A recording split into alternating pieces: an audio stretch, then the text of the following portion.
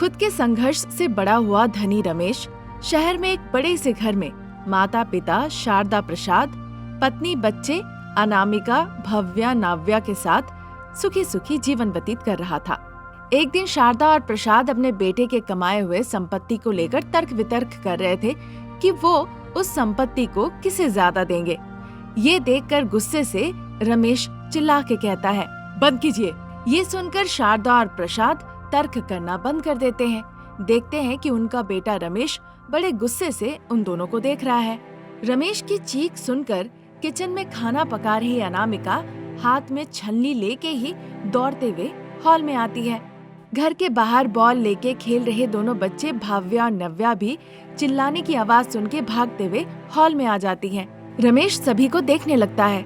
हमेशा Tom and Jerry की तरह लड़ते रहते हैं पिताजी, बिना मुद्दा बताए बस ये कह रहे कि बेटा मुझे देगा कहकर लड़ाई कर रहे हैं।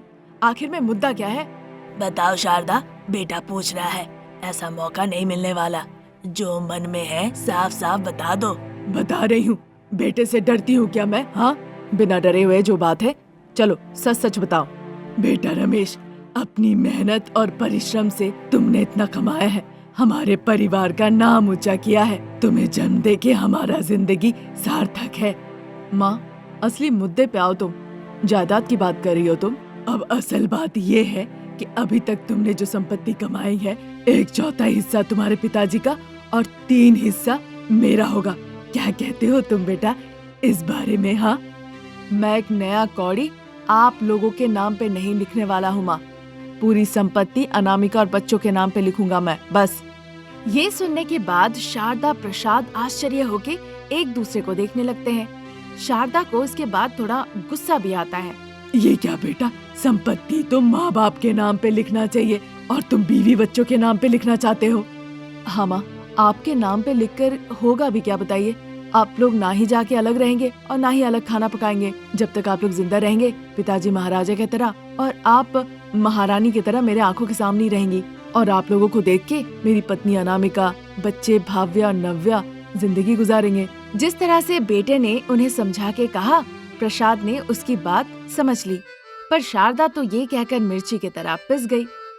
तब से शारदा हर छोटी छोटी बात पे गुस्सा करने लगती है। हर छोटी छोटी बात पे वो गलतियां ढूंढने लगती है और अनामिका भव्या नव्या से दूरी बना लेती है। अनामिका को यह सब अच्छा नहीं लगता है। एक दिन वो शारदा से पूछती है, क्यों सासू माँ, अब हर बात में मुझे और बच्चों को क्यों डांट रही है? तो तुम लोगों को बिना डांट फटकार के आरती उतारूं क्या? हाँ बहू रानी? क्यों सासू माँ, आप हम लोगों से ऐसे क्यों बात कर रही हैं?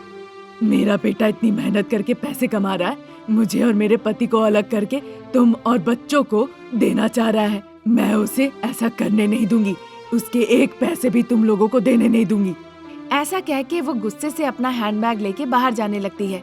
प्रसाद जो डाइनिंग टेबल के पास बैठे थे, वो अपनी दुखी बहू को सासू माँ की बातों को बुरा ना मानने के लिए कहते हैं। तभी एक दिन शारदा अपने बेडरूम के बिस्तर पे बैठे बैठे मनी मन सोचने लगती है, मैं अपने बेटे को ऐसा कुछ कहूँगी जिससे बहू और बच्चों से वो घृणा करने लगेगा। फिर वो इन लोगों को घर से बाहर निकाल देगा। फिर उससे बात करके पूरी जायदाद मैं अपने नाम लिखवा लूंगी। जब वो ऐसा सोच ही रही थी, अनामिका उनके पास दूध ले आती है। शारदा दूध में जहर मिला के पी लेती है। थोड़ी देर बाद वो चिल्लाते हुए कहती है, बेटा रमेश। ऐसा कहकर वो नीचे गिर गई। शारदा के चिल्लाने की आवाज सुन के रमेश के साथ साथ सभी लोग वहाँ भाग के आए। शारदा की परिस्थिति देखकर उसे सब अस्पताल ले जाते हैं। जल्दी से डॉक्टर साहब सारा जहर निकालते हैं। 1 घंटे के बाद शारदा सामान्य हो जाती है। वो बताती है कि जायदाद ताकि ना मिले, इसलिए बहू और पोतियों ने मिलकर उसे जबरदस्ती करके जहर वाला दूध पिलाया। रमेश को बहुत गुस्सा आता है। वो गुस्से के मारे अनामिका और बच्चों को फटे कपड़ों में घर से धक्का मार के निकाल देता है और दरवाजा लगा देता है। अनामिका रोते रोते दरवाजे के पास बैठ के विनती करती है, अजी मुझ पे भरोसा कीजिए, मैंने जहर नहीं मिलाया। अनामिका चाहे लाखों विनती कर ले, पर रमेश ने दरवाजा नहीं खोला। प्रसाद दरवाजा खोलने गए तो शारदा आ गई और कसम दे देती है ताकि वो दरवाजा ना खोले और किसी तरह की भी वो मदद ना करे उन्हें। प्रसाद की आंखों में आंसू आ जाते हैं। ये देखकर शारदा बहुत खुश होती है। ऊपर से ठंड का मौसम, दो बेटियों को लेकर अनामिका समझ नहीं पा रही थी वो कहाँ जाएगी, कहाँ आश्रय ढूंढेगी। एक टूटे हुए बस स्टैंड में जाती है। ठंड से बच्चियां कांप रही थी। आंखों में आंसू लेकर बच्चियों के साथ वो एक दरवाजे पे जाके खटखटाती है। एक बुजुर्ग महिला निकल आती है। अनामिका की परिस्थिति देखकर वो खाने के लिए रोटियां और ओढ़ने के लिए बच्चों को कंबल देती है। वहाँ से बुजुर्ग महिला को धन्यवाद कहते हुए वो फिर से उस टूटे हुए बस स्टैंड में जाके रोटी खाती है और सो जाती है। अनामिका सो तो रही थी पर मनी मन सोच रही थी कि पेट चलाने के लिए वो कल से क्या करेगी। बच्चियां सुबह सुबह नींद से उठ जाती है और फिर अनामिका को जगाती है। बच्चियों को साथ लेकर अनामिका घर घर नौकरानी का काम तलाश करने लगती है, पर कहीं पे भी उसे काम नहीं मिलता। अब समझ में नहीं आ रहा था वो क्या करेगी। सुबह से किसी ने कुछ नहीं खाया था। भव्या और नव्या भूख से रोने लगती है। अब चूंकि उसके पास कोई चारा नहीं था, इसीलिए बाजार के एक नल के पास ले जाकर वो दोनों बच्चियों को अच्छे से पानी पिलाती है। माँ, बहुत भूख लगी है, कुछ खाने के लिए दो ना। बहन, माँ से कुछ मत पूछो, पिताजी ने हमें और माँ को घर से बाहर निकाल दिया है। माँ के पास कोई काम भी नहीं। माँ देखो रो रही है, थोड़ा सहन कर लो बहन। वो इस तरह कहती है। ये सुनकर अनामिका अपना आंसू पोंछती है। अनामिका एक लड़की को दूर में कचरा उठाते हुए देखती है। वो उस लड़की को बुलाती है। वो लड़की बताती है कचरा उठा के बेचने के लिए उसे पैसे मिलते हैं। अनामिका भी कचरा इकट्ठा करके बेचने लगती है। जो पैसे मिलते हैं उससे खाना पकाने का बर्तन और सामान ले आती है। फिर एक मिट्टी का चूल्हा जला के वो उसमें खाना पकाती है। शाम का वक्त था, बहुत ज्यादा ठंड थी। चूल्हे के पास बैठकर अनामिका और बच्चे हाथ सेक रहे थे। ठीक उसी वक्त शारदा मॉडर्न कपड़े पहनकर अनामिका और बच्चों को वहाँ बैठे देख गाड़ी से बाहर निकल आती है। उनके पास आके उनका कंबल खींचती है। कौन है, सभी लोग सोच के हैरान होते हैं। उन्हें देखकर शारदा हंसती है। भव्या नव्या को बड़ा गुस्सा आता है। जलाओ लकड़ी लेके वो उसे पीटने को जाती है। डर के मारे भाग के शारदा कार में बैठ जाती है। इस तरह कड़कती ठंड में अनामिका बच्चों के साथ बड़े कष्ट में अपनी जिंदगी गुजारने लगी। अनाथालय में ही अनामिका बड़ी हुई थी। उसकी शादी की उम्र हो चुकी थी। रमेश को वो अच्छी लगती थी, उससे वो प्यार करता था। वो उससे शादी करना चाहता था। ये बात वो अनामिका को बताने के लिए अनामिका से आश्रम के बाहर मिलता है। मैं तुम पे भरोसा करूँ ना? मुझ पे भरोसा नहीं कर पाओगी, ऐसा क्यों लगा तुम्हें अनामिका, बताओ। ये सवाल सुन के अनामिका परेशान होके रोने लगती है। मैं अनाथ हूँ और मेरा पाप यही है कि मैं लड़की होके जन्म ली। इसीलिए जन्म होते ही लोगों ने मुझे अनाथ आश्रम के गेट के पास छोड़ गए। तुमने ये बात मुझे पहले ही बताई है अनामिका, फिर तुम क्यों कह रही हो? क्या हो गया बताओ। कुछ भी नहीं हुआ रमेश जी। ओफो अनामिका, रमेश जी क्यों कह रही हो? तुम प्यार से मुझे रमेश कहा करो। कितनी बार तुम्हें समझाऊं मैं, ना ही हम रिश्तेदार हैं और ना ही एक दूसरे के परिचित। हम पति पत्नी होने जा रहे हैं। हमें इज्जत देने की जरूरत नहीं है, प्यार देना है। उसी प्यार से हम अपनी जिंदगी को खुशहाल बनाएंगे अनामिका। सॉरी रमेश, हम पति पत्नी होने जा रहे हैं। ये बात सुन के मुझे बहुत अच्छा लगा, पर अनाथ आश्रम के लोग कह रहे हैं कि तुम्हारे माता पिता हम दोनों की शादी को नहीं मंजूरी देंगे। वो ऐसा क्यों कह रहे हैं? एक तो मैं अनाथ, ऊपर से अनपढ़, और ये सब साइड में भी रखो तो ससुराल जाने के बाद एक बहू को घर का काम काज, खाना पकाना आना चाहिए। पर मुझे तो ना खाना पकाने आता है और ना ही घर का कोई काम काज। ये बात भी तुमने मुझे बताया अनामिका। खाना पकाने की कोई जरूरत नहीं। खाना पकाना घर के काम काज के लिए नौकरानी है, वो ये सब संभाल लेगी ना। और वो अगर अपने घर चली गई तो? मैं बाहर जाके किसी ना किसी को ढूंढ लाऊंगा। तुम्हारे ऊपर कोई बात नहीं आने दूंगा, पर तुम्हें जल्द से जल्द खाना पकाना सीखना होगा। मैं जरूर सीख लूंगी रमेश। उसकी ये बातें सुन के रमेश बहुत खुश हो गया।